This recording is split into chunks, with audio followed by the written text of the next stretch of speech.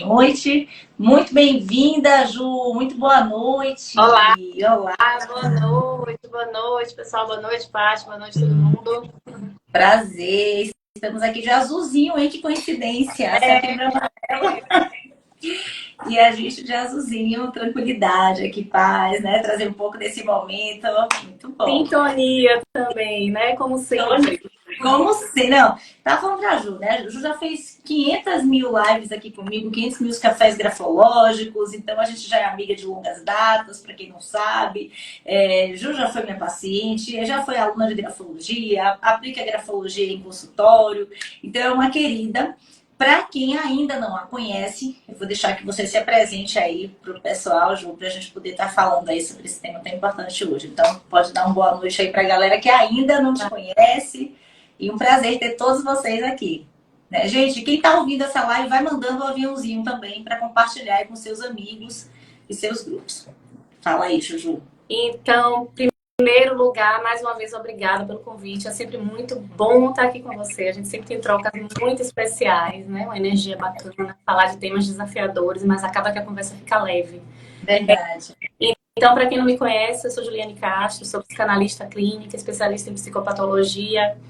E atuo bastante aí nessa prevenção ao suicídio, que é o tema que a gente vai falar aqui hoje.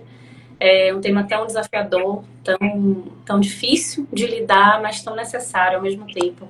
E temos aí essa missão, né, Paty, de trazer algumas informações, de construir muita coisa e de falar também sobre como a grafologia pode auxiliar nesse processo de prevenir, né? A gente está falando sobre tudo, acima de tudo, de prevenção. Sim. A gente evitar um ato que seria o pior ato de todos, que é tirar a própria vida. Perfeito. Perfeito. E como é que a gente pode estar atuando, né? Então vamos falar um pouquinho o que é essa campanha do Setembro Amarelo, essas linhas de frente, como é que a gente entra atuando nisso, a gente vai falar um pouquinho muito sobre isso também. Vou deixar que comece, logo depois eu entro também. E hoje eu vou falar de alguns gêneros gráficos, né? São mais de 24, gente. Então, como eu sempre falo, para quem ainda não conhece a grafologia, que é a ciência, né, que estuda todos os traços de personalidade e caráter através da grafia da letra, e eu também sou grafopatologista, então a gente consegue ver patologias através da grafia, através da escrita. Existem alguns gêneros gráficos que, se você perceber, já é um indicador, já é um alarme realmente, ali um cartão amarelo para vocês estarem atentos. Então, sejam filhos, pais, mestres, colegas de trabalho, familiares, estranhos. Se você é mestre, pedagogo, né, coordenador pedagógico, se você é aluno, seja o que for, você percebeu esses gestos, então é para estar atento. A gente vai falar também um pouquinho sobre isso. Agora, como eu sempre digo, para quem já é meu aluno e já conhece um pouco de grafologia, a gente, óbvio que nunca analisa e leva em consideração um gênero gráfico só isolado. É sempre um conjunto de gêneros gráficos, tá, gente? Então é muito importante. Então, se você citar aqui alguns, e aí, ai, nossa, eu tenho esse. Não, peraí, calma, você tem um. Todos os outros, né, não corroboram aquilo, então não é para se preocupar. Agora, se você já começa a fazer aquela miscelânea, aí é um chamado. Então, Ju, vamos começar. O que é essa campanha do Setembro Amarelo? Como é que a gente entra ali atuando na parte que nos toca? Como é que a gente entra nisso? Vou deixar você falar um pouquinho aí. E eu entro realmente com essa parte da grafia. Vou deixar você falar dessa parte mesmo, que você já vem fazendo essas campanhas. Eu vi que você deu várias lives já também, palestras, né? Campanha de combate. E o mais importante, o que o pessoal que está aqui, ou quem vai nos ouvir depois na live gravada, pode fazer para combater isso, para prevenir e evitar essa tragédia.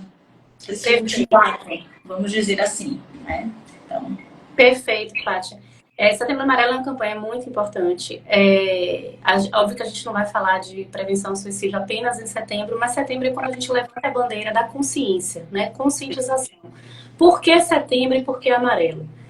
O Setembro Amarelo começou em 94 nos Estados Unidos com uma história de um rapaz chamado Mike M. Ele tinha 17 anos e ele era um rapaz muito dócil, muito agradável. Assim, os relatos vieram sobre a personalidade dele, muito tranquilo de se conviver. E ele era muito habilidoso com questões de mecânica. Ele tinha uma paixão por um carro, que ele tinha um Mustang na época. E ele reformou esse Mustang todo e pintou de amarelo. E esse Mustang foi conhecido como Mustang Mike por ser algo personalizado. E como ele tinha essa forma fácil de conviver, a forma doce, ninguém percebeu que ele estava com um problema de saúde mental. Ninguém se deu conta de que tinha algum problema ali.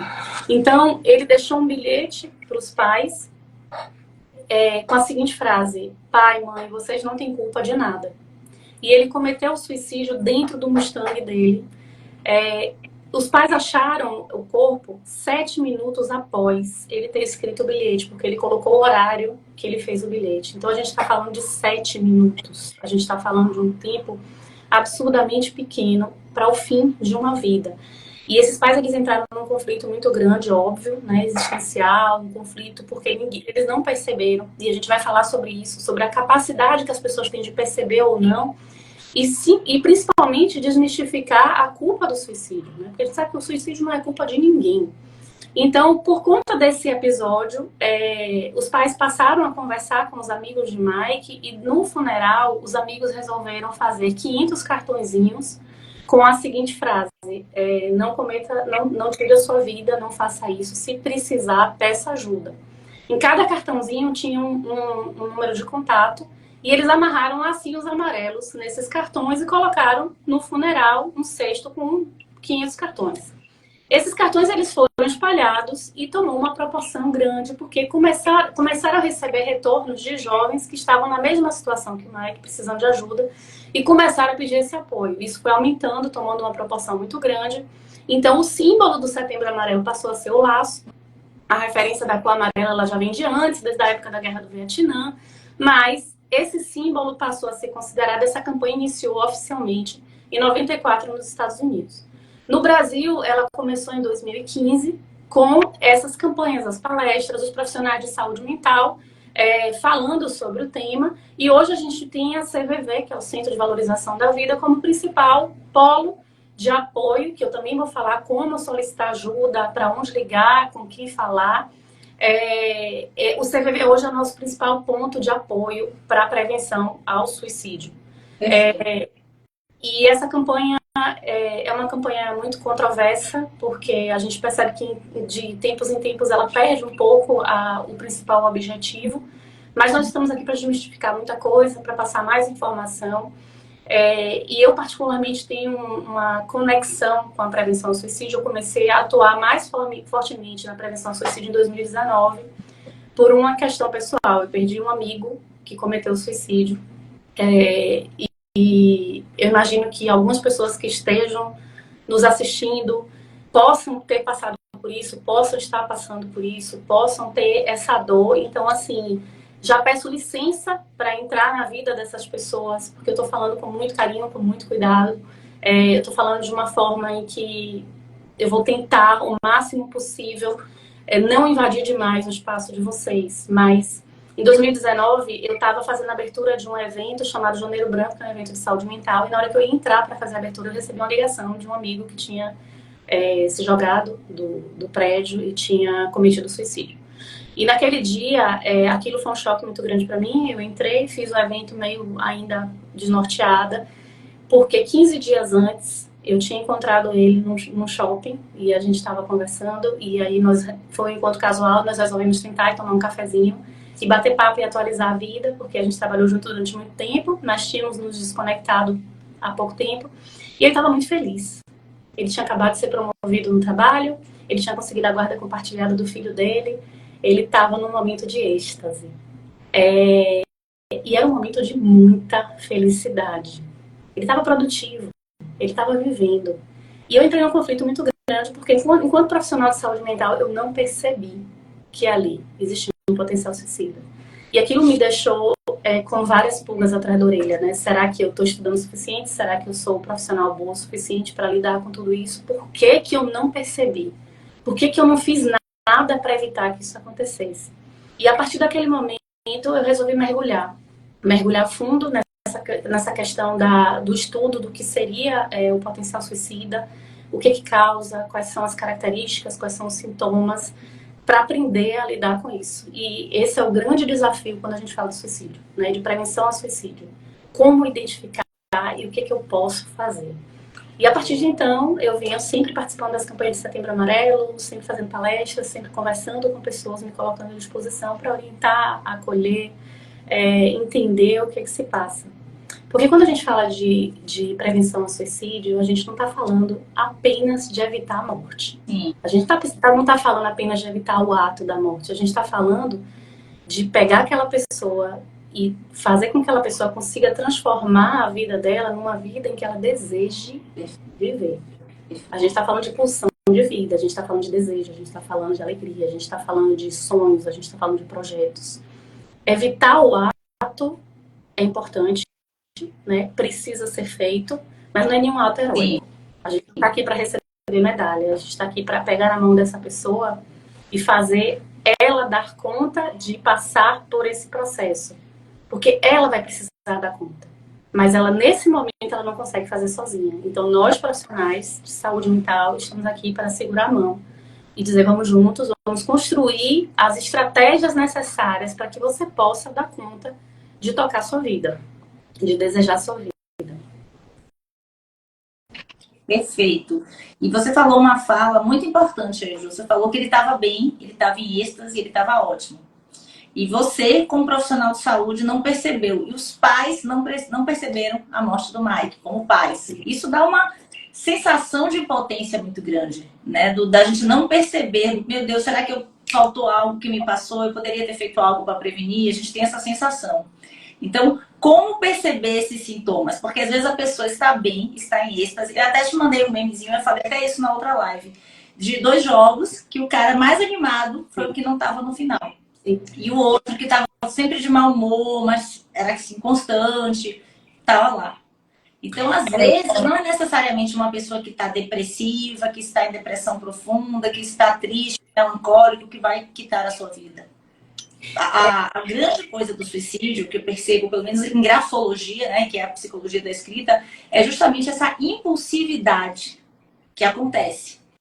Então, essa impulsividade, eu vou falar de alguns gêneros gráficos aqui que falam sobre isso, é justamente o que dá esse diagnóstico, porque a pessoa não acorda e pensa, às vezes ela está pensando realmente há um tempo, a gente até falou sobre isso também, porque tem vários tipos de suicídios, tem aquele estratégico, tem aquele que vingativo, que ele morre para tentar atingir outra pessoa que ele acha que vai atingir, porque não vai, só vai atingir a vida dele, né? Mas na cabeça dele lá, na noia, enfim. E tem a grande maioria que é por um impulso, porque ele não quer quitar a vida, ele quer finalizar o sofrimento. E aí, quando ele não tem mais recursos, na verdade, ele pensa num ponto quando ele só precisa colocar uma vírgula e fazer uma pausa. Perfeito. E é nessa vírgula que a gente tem que ajudar. Dizer, olha, não coloca um ponto final aqui, coloca uma vírgula, respira, a gente vai dar uma segunda chance aqui para você fazer uma nova oração. Né? A oração que eu falo da frase. Então, nesse sentido. Então, como é que a gente percebe, Ju, assim, quando você começou a perceber isso, né? Pessoas que às vezes estão em êxtase, estão alegres, estão bem, estão num show, estão num cafezinho, estão sendo promovidas e elas podem, de uma hora para outra, tirar a sua vida. Teve um caso de um menino de 10 anos que tirou sua vida no México. Um caso recente. Como é que 10 anos de idade você já pode pensar em suicídio? Né? Então, é uma realidade que vem acontecendo cada vez mais e está preocupando muitos profissionais de saúde mental, a incidência de suicídio na adolescência. Acho que deu uma travada, né, na internet. Voltou, aqui voltou também. Então, assim, a incidência de jovens, crianças e jovens entrando no processo depressivo mais severo e tentando suicídio, cometendo suicídio, tem aumentado e tem preocupado bastante. O suicídio, como você disse, é exatamente isso. Ele é um ato impulsivo. Então, ele é aquele momento de desconexão com a realidade. A gente tem um ato compulsivo, que o ato compulsivo ele passa pela consciência, e o ato impulsivo que ele sai da consciência para a inconsciência. Então, é uma desconexão muito grande com a realidade. E o grande desafio é justamente você identificar em que momento isso pode acontecer. Então, tem várias coisas que a gente pode avaliar. Uma que eu vou aprofundar, que a gente vai falar inclusive sobre essa questão da grafologia, que é a carga genética. Então, se você tem uma carga genética, né, se você tem histórico familiar de depressão, de transtorno bipolar, de transtorno borderline, de transtorno de humor, de transtorno de personalidade, que tem uma incidência maior, né, de tentativa de suicídio, a gente precisa ter uma atenção. Eu identifiquei que eu tenho esse histórico na minha família. Eu vou entrar em pânico e desespero? Não, eu vou me conhecer o suficiente para lidar com isso e não correr riscos. Perfeito. Então, esse é um ponto importante, né? Não negar, não negligenciar essa carga genética, e isso é uma coisa que a gente identifica muito na grafologia. Sim. A carga genética. além dessa questão, a gente precisa estar atento aos nossos momentos de vida. Então, eu acabei de sofrer um trauma muito grande, eu passei por uma perda significativa, eu sofri uma decepção muito grande, eu estou diante de uma situação desafiadora, vamos olhar para isso com cuidado, né? Vamos entender o que isso significa. Algumas frases que são frases simples, tipo, eu estou exausta, não aguento mais, eu quero sumir. Eu queria sumir e não voltar mais. Eu estou esgotada, minha vida está insuportável. São frases, às vezes, que são um momento de desabafo. Quem nunca falou? Perfeito. Mas a gente precisa parar e olhar, por que eu tô falando isso, né? Por que eu tô verbalizando? Um mês, 2 meses, outra coisa é 3 anos, 2 anos, aí a coisa começa a ficar estranha. Olha, eu sou um pouco mais criteriosa. Eu acho que falou uma vez, a gente já precisa olhar. Significa que a pessoa vai cometer o suicídio? Não, mas significa que tem alguma coisa que precisa ser transformada. Se você está insatisfeito com aquela situação ali, opa, o que eu preciso mudar para melhorar isso? Né? Então, assim, eu até, às vezes, alguns profissionais de saúde mental, e até de saúde, eu ouvi de um profissional de saúde que trabalha em UTI, ele disse, mas você não acha que você pesa a mão demais nesse discurso de cuidado com uma simples frase? E aí o que eu devolvi para ele foi o seguinte, eu estou diante de uma vida. Existe pesar demais ou eu posso pecar por excesso? Nesse caso, é melhor pecar por excesso do que perder, né? Exatamente. Então, assim, algumas coisas, quando você percebe que a pessoa está um pouco sem energia, sem disposição, sentindo muito sono, algumas questões físicas que podem ser significativas, vamos ficar atento a isso, né? Olhar para a sua própria condição.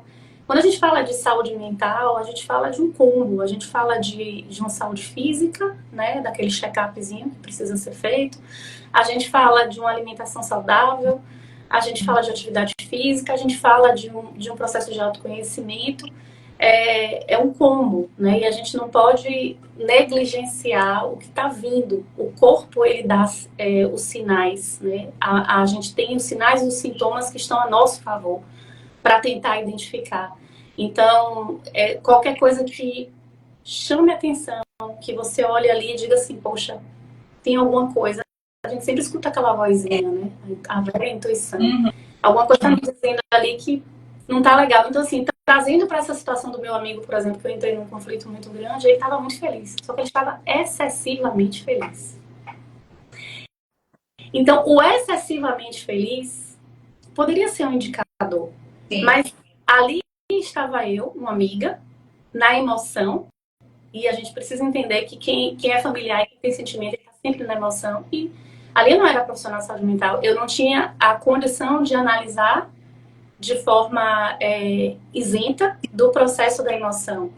E é o que acontece com a maioria das famílias, né? Ali você está com a emoção. Então não é tão fácil você olhar, mas identificou, busca um profissional.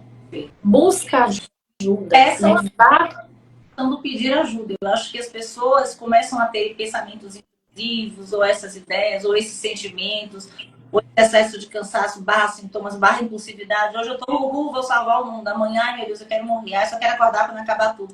Essa oscilação toda que a gente vai falar também de gêneros gráficos, isso tudo também nos leva a dizer, peçam ajuda, façam terapia, conversem. Não querem pedir ajuda a um familiar, a um amigo? Peçam ajuda profissional, peçam ajuda terapêutica. Porque é a forma mais adequada de você estar lidando com isso. Perfeito. Porque o pensamento vem e a pessoa não pensa, como você falou, é uma saída e a gente vai ver se a gente vai falar. É uma saída literalmente do consciente. Você sai totalmente do conteúdo expresso e vai totalmente para o latente, né? Que é o consciente ali. Então, quando você vai para esse latente, já era. O consciente já não dá mais para organizar. Ele é caótico, ele é dionísico, ele é bem bagunçado. Então, o importante é você ter consciência que ele está vindo com esses impulsos para que você possa ordenar isso. Peça ajuda, mas o quanto antes. Porque depois pode ser tarde demais. Bom, e a gente precisa ter muita atenção aos mitos, né? E às questões do senso comum. Então, assim, hoje já se desmistificou muita coisa, mas a gente ainda escuta em alguns momentos, quem quer se matar não avisa, vai lá e mata. É clássico. Isso é frescura. Isso é frescura. Isso é frescura. É falta de Deus, precisa rezar mais, precisa orar mais. Então, assim, são frases que estão invalidando de forma muito pesada a dor de quem está passando por aquele processo, e que fazem com que a pessoa acabe se recolhendo e não buscando esse auxílio. E quando a gente fala de saúde mental, gente, as pessoas elas não fingem estar doentes, né? A não ser que seja algum caso de transtorno muito severo, mas elas fingem estar bem. O processo é justamente ao contrário. Então, assim, a máscara social, né, aquela busca pela perfeição, pela vida perfeita, pela felicidade, faz com que a maioria das pessoas não consigam externar o que estão sentindo. Você não tem mais o direito de chorar em público, você não tem o direito de ficar triste, ninguém suporta te ver chorando. Então, muitas vezes você está passando por uma dor ali e você chora e aquelas pessoas começam a te julgar como se você fosse uma pessoa fraca. Então, a gente precisa naturalizar a tristeza, precisa naturalizar o choro. O choro é um mecanismo do organismo de esvaziar a dor emocional. Então, são coisas que o senso comum está sufocando e que a gente precisa botar como sendo um processo natural da vida. Né? Quem disse que a vida ia ser perfeitinha? Não é. Yara respondeu aqui, Yarinha, o suicídio não quer morrer, ele quer que a dor passe. Exatamente, a gente falou isso mais cedo, exatamente isso. O suicídio ele não quer morrer, a pessoa não quer morrer, ela quer que a dor passe, ela quer matar a dor. E ela não encontrou outra forma. Ela faltou luz no final do túnel, aquilo ali para ela é o último recurso, né? Essa é muito bom, Ju, muito bom. Então, assim, uma das formas também dessa prevenção é essa questão da consciência do pedir ajuda, né? E dessas pessoas terem essa consciência que a pessoa pode estar extremamente feliz, extremamente alegre e tirar a sua vida no dia seguinte. Vamos desmitificar também de achar que o suicida vai ser sempre depressivo, porque não é, tá? Vamos desmitificar que porque você é pai e mãe, você vai saber tudo do seu filho, ou tio, do seu sobrinho, da sua sobrinha, porque não é. Porque, como o Ju falou, é muito sabiamente. Naquele momento, você está vestido do fator emocional. Você não vai perceber coisas que a gente se serve propositalmente.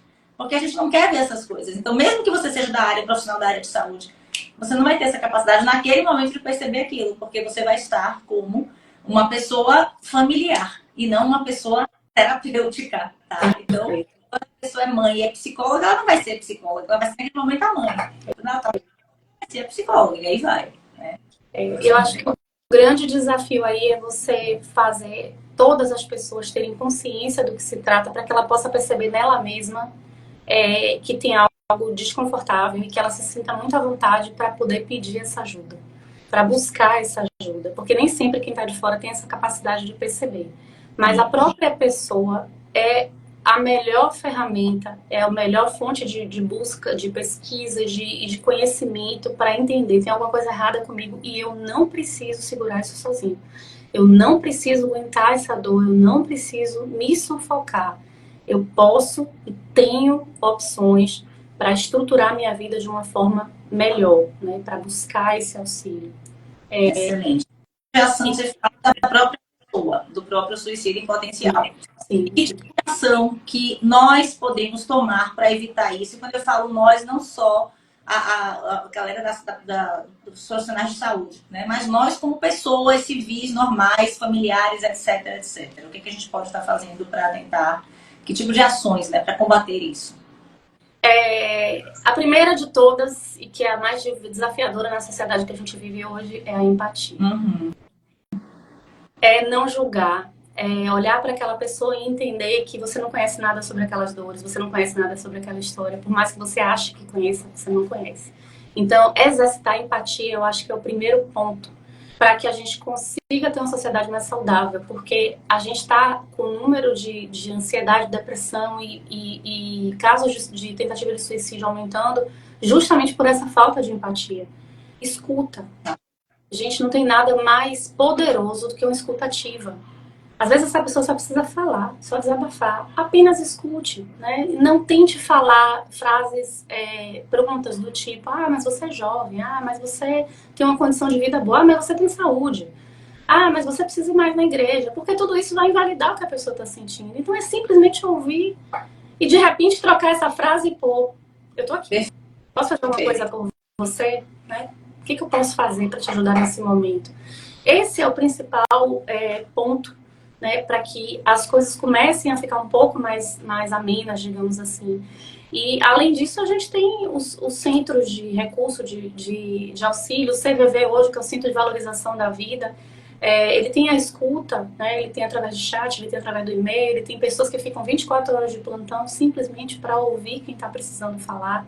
CVV você liga 188, não tem custo de ligação e as pessoas estão lá te esperando para que você possa desabafar e colocar um pouco para fora.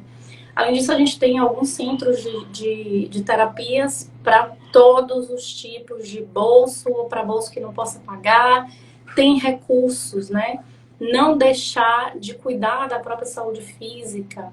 E aí eu vou falar uma coisa que é importante, que a gente esquece de falar do suicídio indireto. O suicídio de tentar diretamente, mas é negligenciar a própria saúde. Quando você percebe que você está se expondo a comportamento de risco. E muitas vezes essa exposição ela é reflexo ou de um transtorno, ou de uma situação desafiadora que você está vivendo. Você não está cometendo o ato, mas você está se expondo para que de repente algo de ruim aconteça com você. Isso acontece. Perfeito. Então, isso também é um marcador muito importante para você avaliar se precisa de uma intervenção. E quando a gente fala de prevenção, aí eu vou falar muito dessa questão da carga genética e muito dessa questão da importância da consulta grafológica, né? Porque se você tem uma ferramenta como a grafologia para fazer o seu mapeamento mental, por que não? Quando a gente fala de saúde física, a gente fala de mapeamento genético. Então, eu fiz lá meu mapeamento genético, eu identifiquei que eu tenho uma possibilidade de desenvolver determinado tipo de câncer ou determinado tipo de patologia. Eu já vou entrar com a prevenção, eu vou entrar com a intervenção. Na saúde mental, a gente tem a grafologia, que é uma ferramenta maravilhosa para você fazer o mapeamento das possibilidades. Muita gente tem medo de falar sobre isso, porque se eu identifico que eu tenho alguma coisa de ruim que pode acontecer comigo, o senso comum quer que a gente sufoque essa informação, porque você pode estimular, né? Então, assim, você identificou ali que é um potencial suicida, se eu falar isso para a pessoa vai desenvolver? Não. Ela vai se cuidar. Né? Exato. E eu já peguei vários pacientes assim. Então, quando eu ia falando, vamos tratar isso aqui, vamos olhar isso aqui com cuidado, com carinho. Não, mas eu não tenho, eu tô ótima, isso aqui tô ótima. Não, olha só, a grafologia não mente. Esse gênero, essa frase é fantástica, né? Porque a pessoa fica nua ali, dissecada, se não me engano, nos Estados Unidos. Então, aí a pessoa começa a ceder. É verdade, mas foi um surto rápido, ó. Aí já começa a admitir que teve um surto rápido. Mas nesses surtos rápidos é que você pode quitar a sua vida. Sim. Porque a gente vai falar de agendas gráficos, muitas questões de impulsividade, de oscilações, de atos que são regressivos, autopunitivos, autossabotadores. Então, essas questões é que nos trazem preocupação. Perfeito. Porque são os atos. Então, quando você traz, e às vezes é aquilo que a gente falou outro dia em uma outra live, o paciente, muitas vezes, ele não vai falar verbalmente, ele não fala mesmo, ele se trava. Mas a letra dele fala. Porque a mente não mente. E a mente dele está aqui, escrita no lançamento caligráfico. Papel, ele todo inconsciente dele. Eu estou vendo tudo que ele está sentindo ali. A morfofísica gráfica, com a carga genética impregnada, está me dizendo se ele é borderline, se ele é PMD, se ele é bipolar, se ele está com tendência a terapias suicidas ou não. Se ele está sofrendo bullying. Às vezes é só um bullying. Ele não vai se matar por isso. Mas às vezes é um bullying com comportamentos destrutivos, comportamentos autopunitivos, com comportamentos regressivos. E aí quando você começa a colocar isso, aquela coisa dos vários gêneros gráficos, você fala, alerta já saiu do amarelo para o vermelho.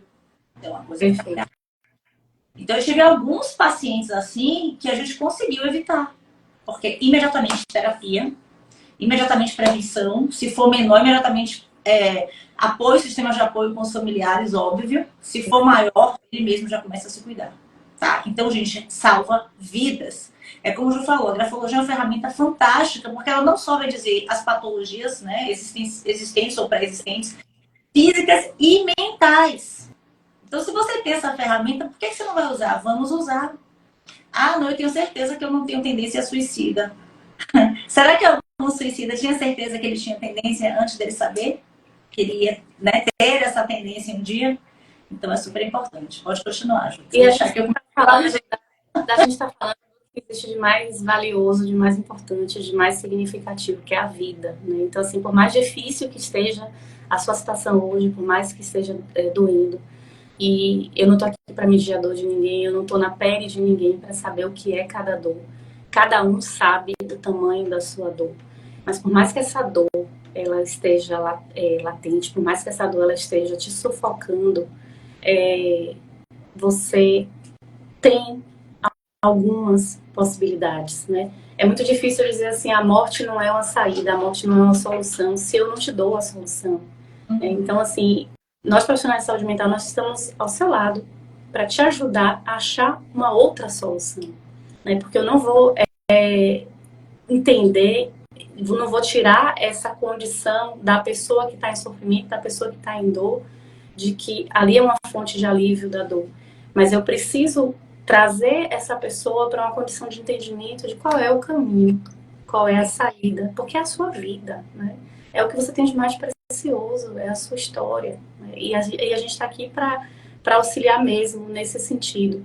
E aproveitando, eu quero falar também sobre uma coisa que pouco se fala, quando a gente fala de suicídio, né, de Setembro Amarelo, que é o processo de pós-venção. Depois que a pessoa tentou, né? Tentou o suicídio uma vez, e agora? E muitas vezes, a grande maioria das pessoas que está ao redor fica com trauma muito grande, a família fica com trauma e uma tensão absoluta, porque como é que você garante que isso não vai acontecer de novo? Né? Como é que eu vou lidar com isso? Né? Como é que uma mãe que teve um filho que passou por uma situação dessa vai tocar a vida, vai conseguir viver? Essa mãe, ela entra em sofrimento quando ela precisa sair de casa, ela quer estar o tempo todo ali. E a gente tenta blindar as pessoas que a gente ama das possibilidades de risco. Quando a gente fala de risco físico, risco de violência, você até segura um pouco dentro de casa, você minimiza as possibilidades, mas quando a gente está falando de uma tentativa de suicídio, eu não posso separar a pessoa dela mesma. Perfeito. Perfeito. É muito desafiador, é muito delicado, né? Você precisa, depois que quando você tem uma situação dessa, você precisa acolher a família inteira. Você precisa acolher todas as pessoas que estão ao redor de quem passou por esse processo. Você precisa fortalecer toda a rede de apoio. E juntos chegar numa estratégia que seja uma estratégia adequada para que aquela pessoa consiga caminhar, aquelas pessoas consigam caminhar e aos poucos a vida ir voltando. Movimento é a palavra. A gente precisa estar em movimento. Mesmo que seja um movimento leve, um movimento sutil, mas o movimento ele precisa estar acontecendo. E é algo que a gente quase não fala, né? Essa pós-venção. O que eu faço depois que uma vez a tentativa veio à tona, entra o pânico, o desespero e poucas ações são feitas efetivamente para acolher essas pessoas. Então, assim, é bem desafiador, a gente sabe que é um tema muito difícil, mas para quem está escutando, quem já passou, quem conhece alguém ou quem está diante dessa dor, o que eu posso dizer é que aguenta mais um pouco, né? Aguenta mais um pouco, olha para o lado, busca ajuda, levanta a mão, fala, porque eu garanto que vai valer a pena, né? Quando você consegue virar essa chave, você consegue encontrar o seu caminho, o seu propósito, vale a pena. E saber que você pode ter uma vida todinha pela frente para fazer diferente, para passar por aquilo que estava te causando tanta dor, né? Uma hora vai ter não. Que acontece um desespero muito grande nessas pessoas, né? Pelo menos o que eu venho percebendo em consultório, que elas querem resolver tudo ao mesmo tempo. Você não vai resolver tudo ao mesmo tempo. Você vai resolver uma coisa, depois outra, depois outra.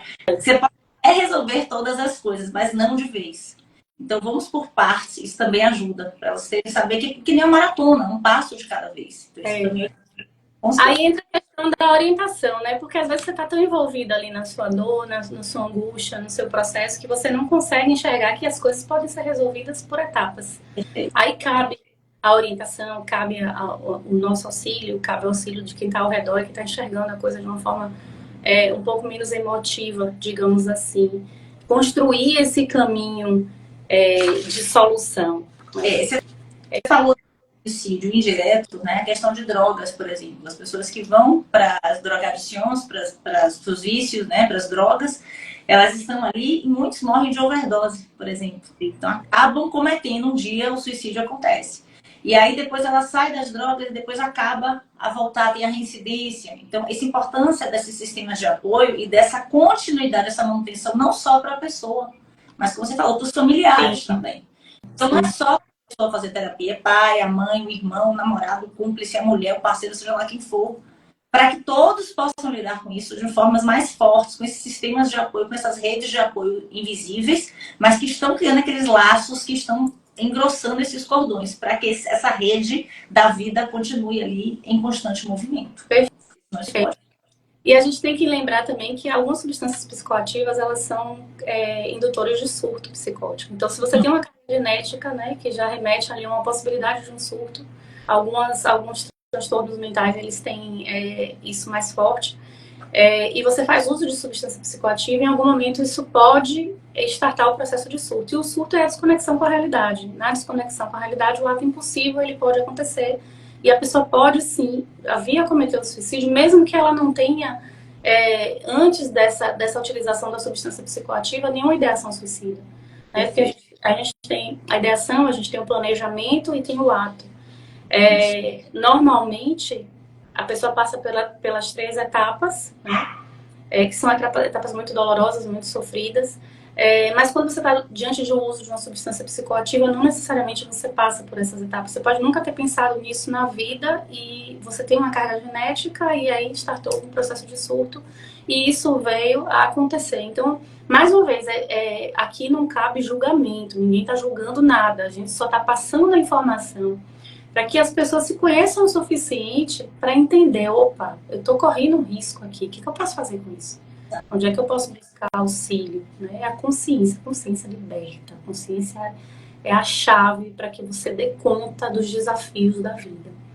Perfeito, perfeito. Tem uma frase aqui que alguém escreveu, deixa eu ver se...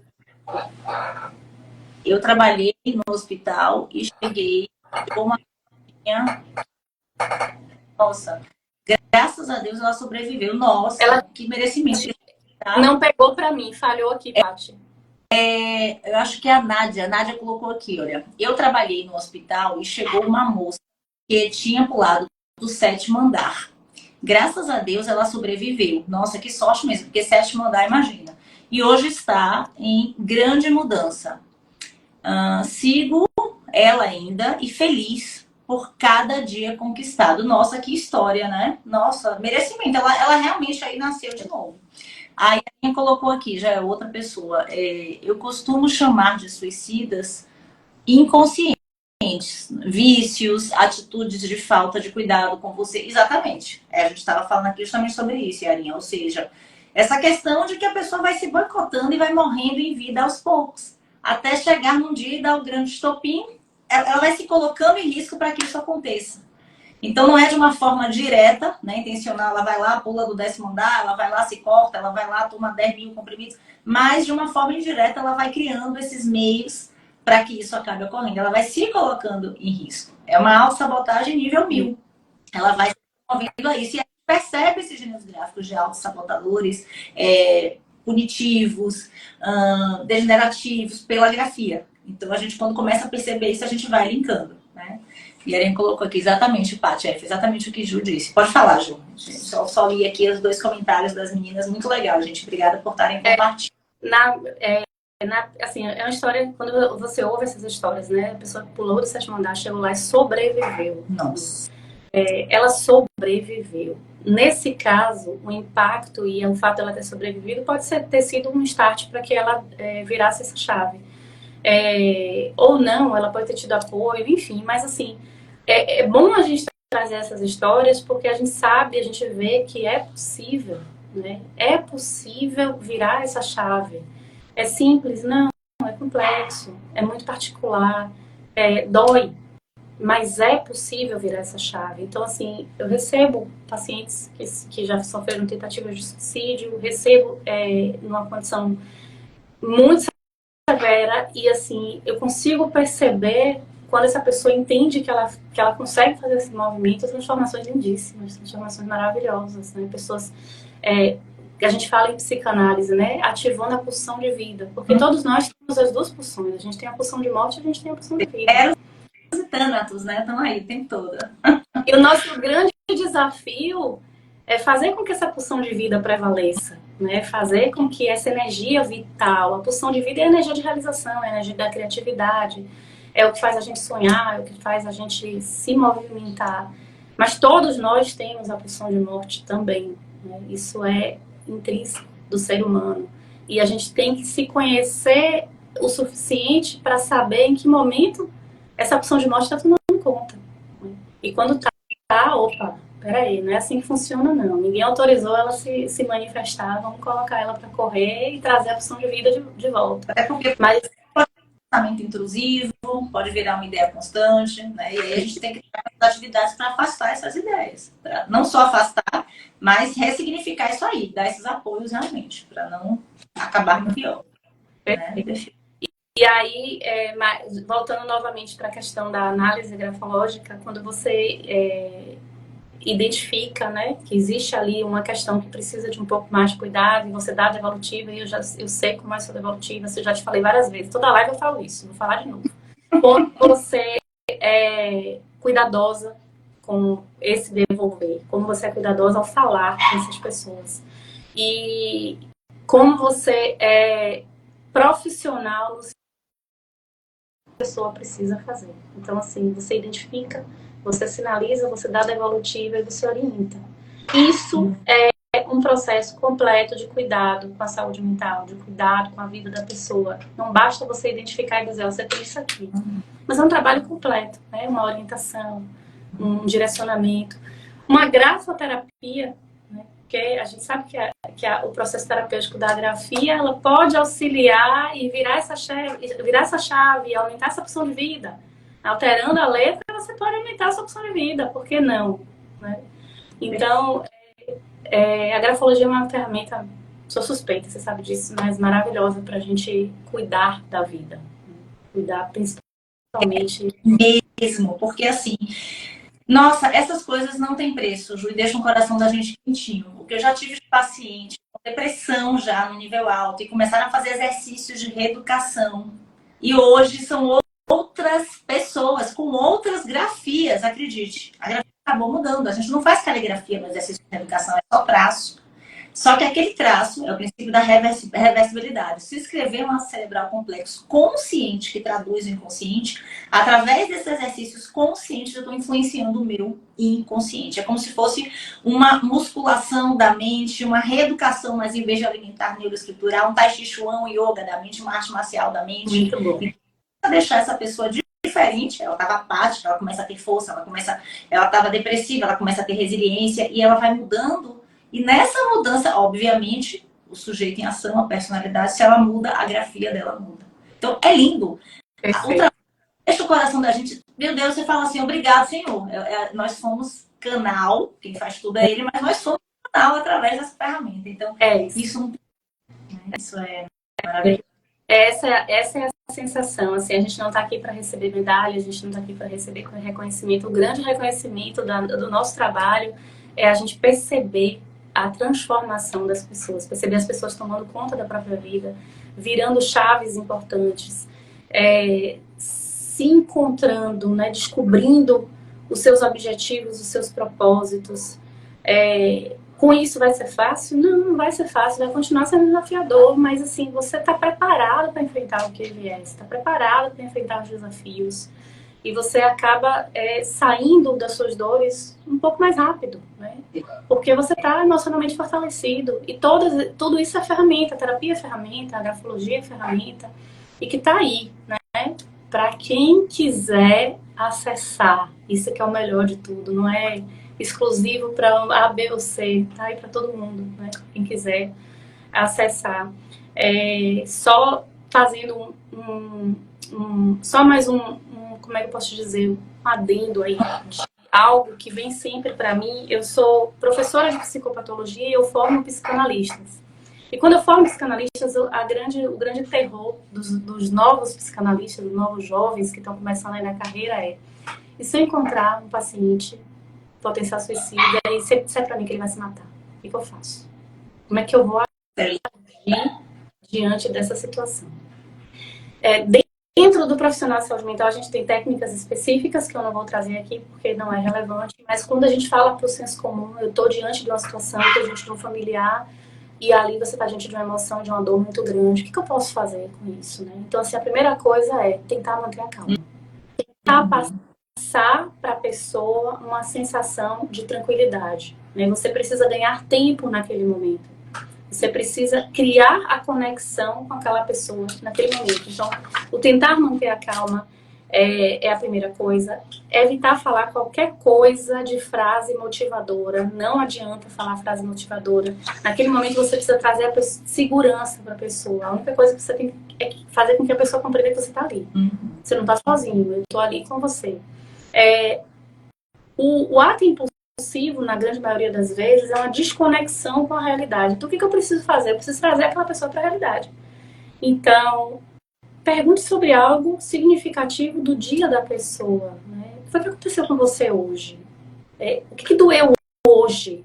Nesse nível de dor que você está sentindo. O que você fez hoje para doer tanto? O que fizeram com você? Onde é que você estava? Você está trazendo aquela pessoa para o momento presente. Você está trazendo aquela pessoa para a realidade. Ali você tem uma possibilidade de conexão e de ganhar tempo e de tentar conter. Mas, se você achar que você não tem condição de fazer essa intervenção, seja lá por que motivo, porque é muito desafiador, é muito arriscado, liga para o CVV, busca ajuda, busca um profissional de saúde, pede auxílio para que alguém venha e faça essa intervenção. Tá? Ninguém tem que nada, ninguém tem que assumir, ninguém tem que mais. Se você tem essa condição de manter a calma e você tem condição de ter essa interação com muita tranquilidade, muito carinho, muito respeito, tenta trazer essa pessoa para a realidade e aí essa pessoa vai voltando. Óbvio que se a gente estiver falando de uma patologia muito severa, não adianta, não vai funcionar. Mas se a gente estiver falando de um ato impulsivo causado por algum gatilho, sim, funciona e essa pessoa tende a voltando para a realidade e entendendo o que está acontecendo naquele momento. Ela se conecta de novo com a vida e a gente tem uma grande chance de ajudar nesse sentido. Perfeito. Ju, perfeito. Gente, a gente tá, infelizmente, como sempre, nossas lives, a gente quer continuar ficar falando aqui, mas o tempo acaba.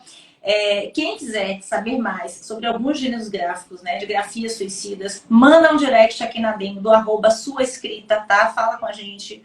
Vou passar depois isso aqui para vocês, porque não dá tempo de falar tudo aqui, tá?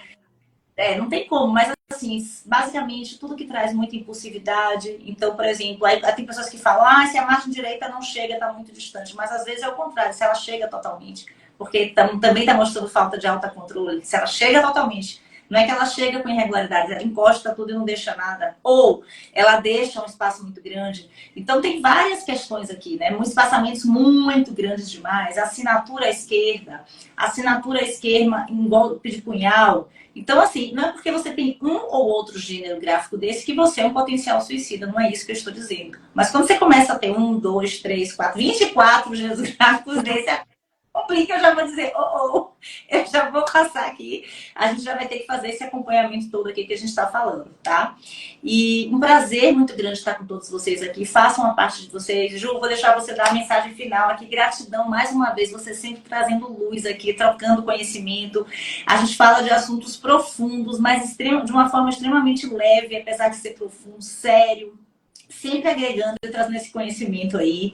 E muito bom sempre mesmo estar com você. Gratidão. Vou deixar você falar a mensagem final aí para quem está nos escutando, para a gente poder... Eu que agradeço. Assim, nossas conversas são sempre muito agregadoras, né? Muito ricas. Esse tema é um tema muito desafiador mesmo, né? Assim, é uma dor que falar para mim não é fácil, porque está mexendo com uma situação que eu vivi, que a dor ainda faz parte da minha vida e que faz eu buscar cada dia mais esse conhecimento.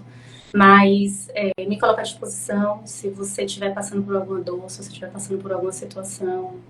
não negligencie, busca ajuda, busca auxílio, né? Tem muita gente preparada aí para ajudar.